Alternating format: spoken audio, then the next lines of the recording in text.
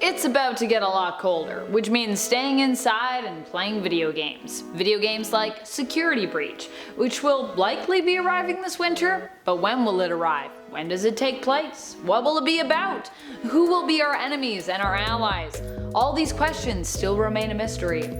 So let's ponder them as we count down the top 10 scary security breach theories. Welcome back, my fellow gamers. This is Top 10 Gaming and I'm your host, Amanda McKnight. You know what time it is. Time to put on our little tinfoil hats and get theorizing. Number 10. Be our guest. We are used to animatronics being more in a performance role when it comes to their presence at the various FNAF restaurants and properties. But what if instead they're in a more active role throughout the Mega Pizzaplex? This is a theory based on the fact that Bonnie doesn't actually appear as an active animatronic in the trailer, but does appear as a mascot of the bowling alley named Bonnie's Bowl. And it also comes from evidence of there being multiple new animatronics that seemingly aren't part of the main show cast.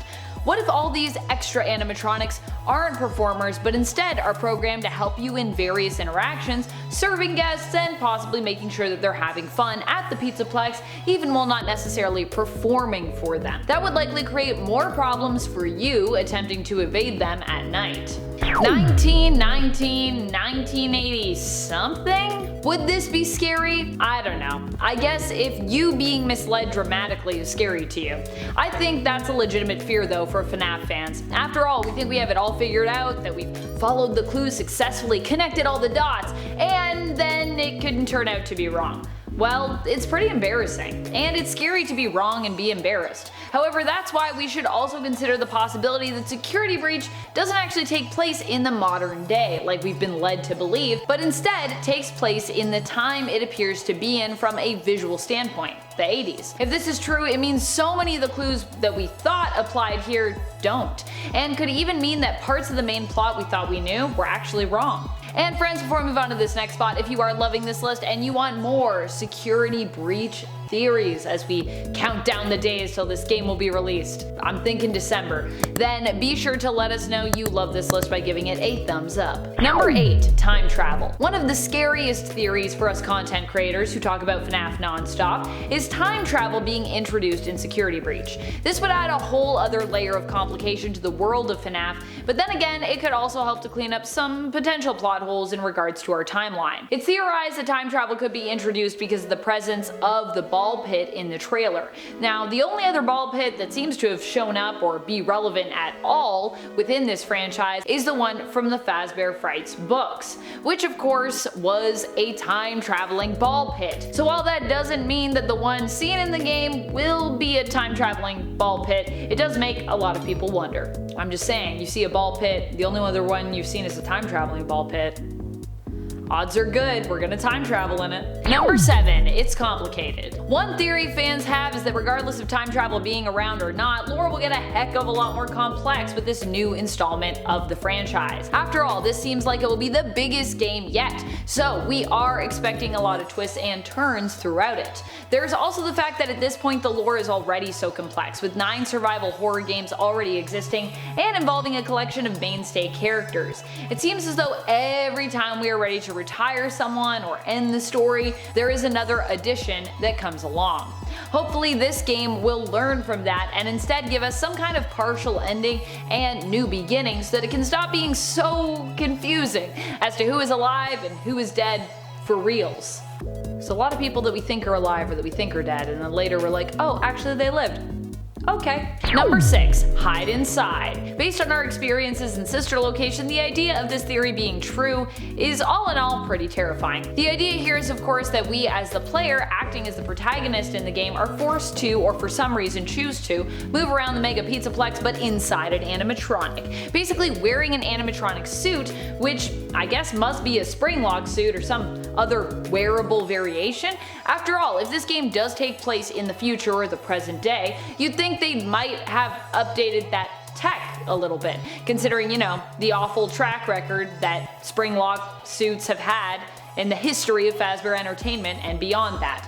The theory that we might be actually wearing a suit comes from stills and shots which feature the inside of what looks like to be Montgomery Gator's mouth, where the angle seems to imply that our view is from within the suit and not just, us looking through a mouth-shaped part of the decor in the Pizzaplex. Although that's another theory.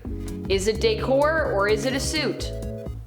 You decide. Number 5. Obey. One theory when it comes to the Obey poster featuring Vanny is that Vanny is actually trying to urge Gregory to obey her, and that's what's happening in the poster and in the game. The game starts off with us playing as Gregory witnessing something really bad happening, perhaps Vanny killing someone. We go to run away, but Vanny urges us instead to come to her, and hence the chase begins. However, it is possible that Obey could pertain to Vanny's role in the game, in the sense that she is serving someone else and is being forced to obey their orders. It could symbolize that Vanny is the one who needs to be or will be obedient in the game in terms of her role as a follower of Glitchtrap, aka William Afton. Number 4. Return of Glitchtrap. This is something pretty much everyone thinks is going to happen. And I mean, if you don't think it's going to happen, please make your thoughts and reasoning known in the comments below. I would honestly love to hear from you. For the most part though, I think many of us are expecting Glitchtrap to show up in some form.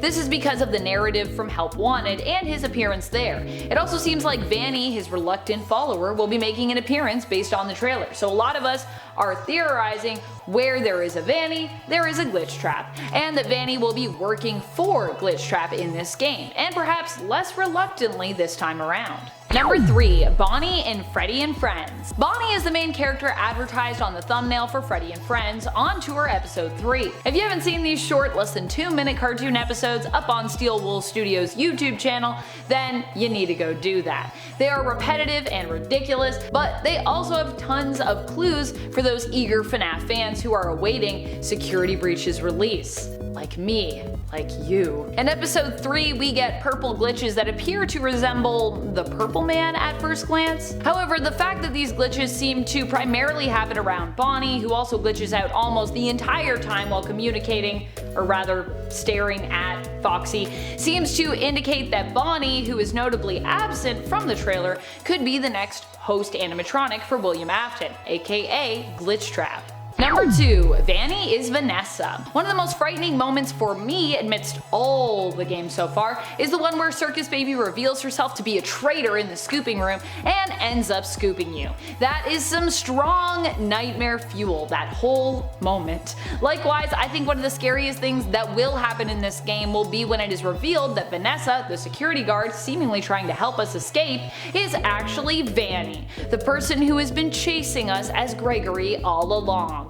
Dun dun dun! The real question is, why the charade? Why the game? Is it that Vanny is a split persona of Vanessa's, and that Vanessa is actually trying to fight against this darker side of herself, whom she has less control over? Despite the fact that this theory is so popular, even if it does prove to be true, there could still be many surprises for us along the way involving this grand reveal. So if you think you've figured this one out, don't think that it's going to detract from the game, because I'm sure there's going to be some things that we didn't figure out even about this theory, if it's right. And it could still be wrong. Number 1. Gregory is Crying Child. Okay, so this one might be a little far out there for some of you, but I also believe that it could very well be true. Honestly, when I figured this one out, I had a little light bulb moment and I was like, could that be a thing? Why not?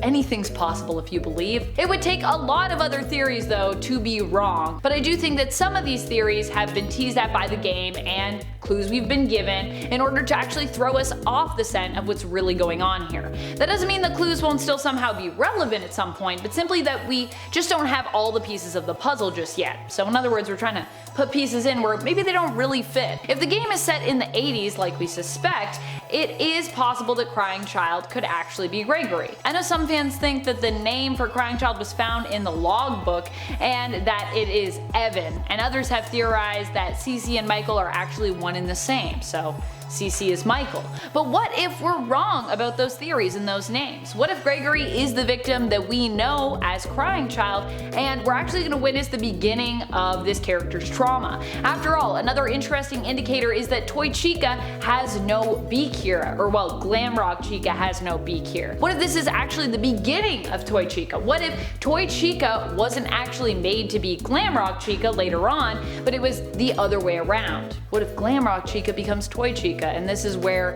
the beat gets lost and then re-given? You know what I'm saying? I don't know. I feel like a lot of people are gonna think I'm crazy for saying that, but I think it could be true. And if it does turn out to be true, then hey, come back here and you can be like, you got it right, yay.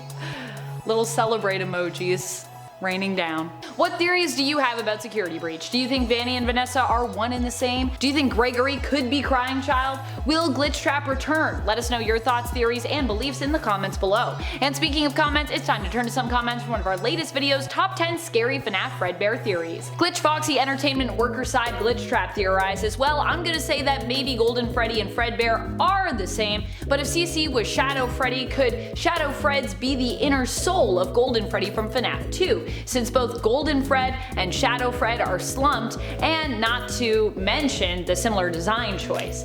That's part of a theory I'm working on. Anyways, I love your videos, Top 10 Gaming, can't wait to see a new video. Well, more videos for you then, here we go, yay.